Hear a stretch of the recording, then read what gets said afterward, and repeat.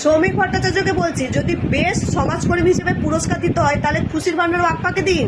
দেখুন সমাজের জন্য কিভাবে কাজ করছে, কিভাবে অসহায় মানুষের পাশে দাঁড়াচ্ছে, কিভাবে অনাথ ছেলে মেয়েকে জায়গা করে দিচ্ছে, কিভাবে বয়স্ক মা বাবাদের কিভাবে স্থান করে দিচ্ছে, কিভাবে দুমুঠো খাবার তুলে দিচ্ছে, কোনো রাজনীতি ছাড়া, কোনো ধান্দাবাজি ছাড়া সমাজের জন্য নিঃস্বার্থভাবে কাজ করছে। তাদেরকে পুরস্কার দিন। হ্যাঁ, কাকে পুরস্কার দিচ্ছেন? একটা ধান্দাবাজ সেলিব্রিটি দেবকে, যে কিনা ঘাটালে মানুষ যখন ডুবে মরে গেছিল তখন টিকিটই পাওয়া যাচ্ছিল না, কবার ঘাটাল গেছে, কবার ঘাটানোর জন্য উন্নয়ন করেছে। আরে আপনার বিজেপি কর্মীরা তো এই দেবকে নিয়ে কন্ট্রোল করেনি, এমনকি পচা ডিমও ছুঁড়ে মেরেছে। আজকে 2 মাসের মধ্যে সে বেস্ট সমাজকর্মী হয়ে গেল। মানুষ এই পরিবর্তন দেখার জন্য কি বিজেপিকে ভোট দিয়েছিল?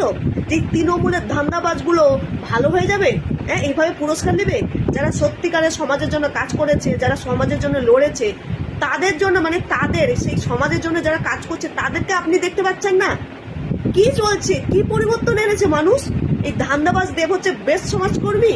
বলছি খুশির ভান্ডার দেবের হচ্ছে, খুশির ভান্ডার বাপ্পার হচ্ছে ভিডিওগুলো দেখবেন, বসে সময় পেলে দেখবেন মানুষের জন্য কিভাবে কাজ করছে। ভালো আপনাকে কথা বলছি, একজনের নাম বললাম, এরকম অনেকেই আছে।